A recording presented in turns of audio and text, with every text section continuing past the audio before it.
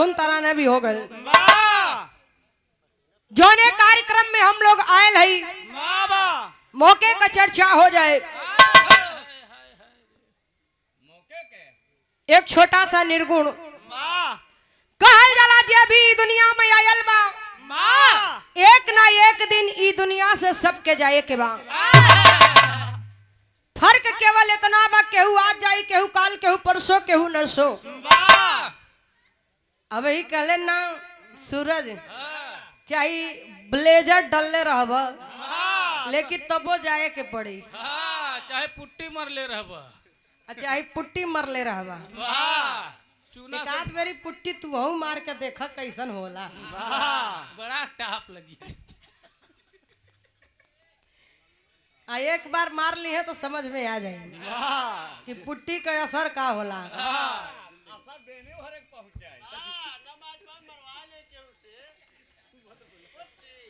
आइए एक छोटा सा 5 मिनट के गीत आप लोग मौके का बात हो जाए।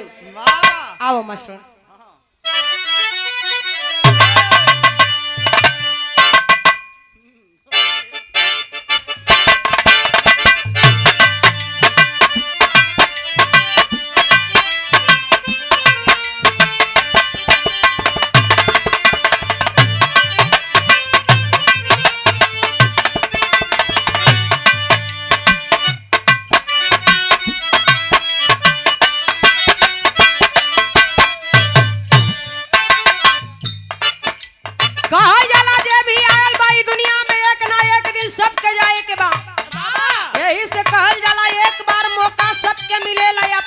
सुधारे के सुधार ली, आज सुधार लेबा तो कल अपने आप ही सुधर जाई। आज यदि नहीं सुधरबा तो बड़ा पछतावे के पड़ी। अब पछतावा कौने समय होई कहल जाला।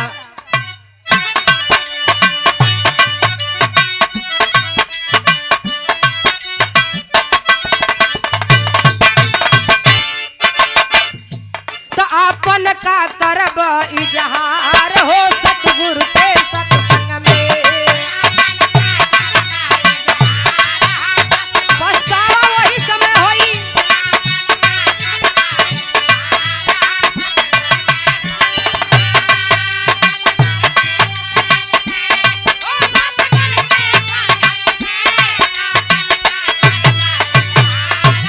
जय हो।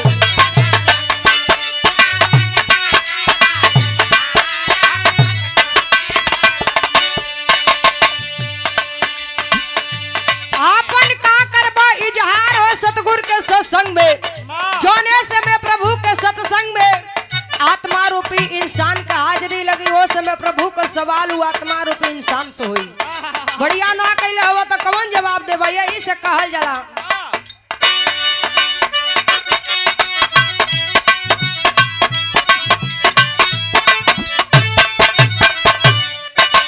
काम क्रोध मद मोह लोभ के मारी के जब तू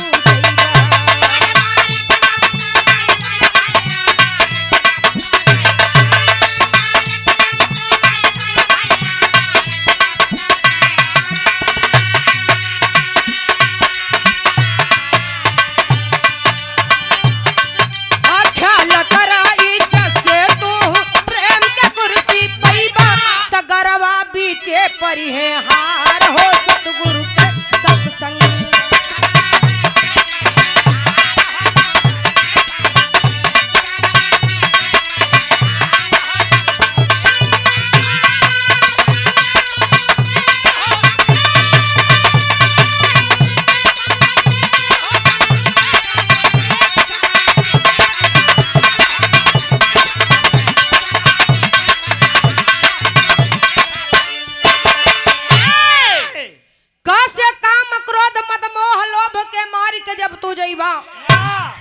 ख्याल करा इज्जत से तू प्रेम के कुर्सी पैबा।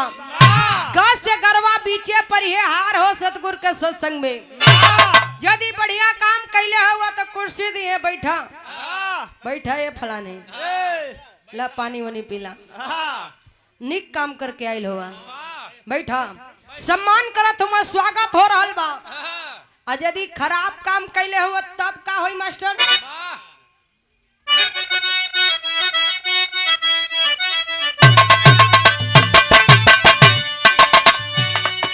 घोर घमंडी अन्यायी बन कर बुरा तू का।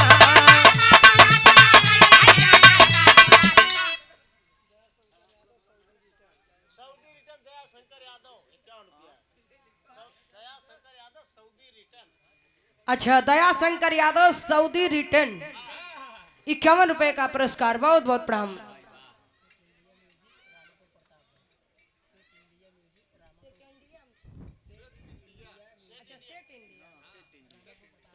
सेट इंडिया म्यूजिक से रामापुर प्रतापगढ़ से विपिन विश्वकर्मा जी, आपकी तरफ से 51 रुपए का पुरस्कार। भगवान करे माई शारदा के छत्र छाया बनल रहे तो है लोगन का चैनल पे खूब जोरदार चैनल चलावत हुआ लोग। अगर बस आए तो हम लोगन के वही में घुसेर दा, जोने में मोबाइलिया घुसेर ले हुआ हो स्टैंडवा में। हाँ भाई सूरज नहीं दिखाने ना। सूरज का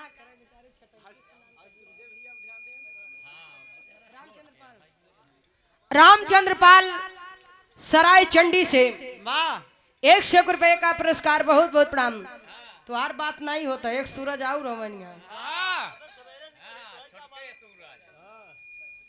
बड़े ही सम्मानित आप राजा रामपाल सराय चंडी से 51 रुपए का पुरस्कार, बहुत बहुत प्रणाम।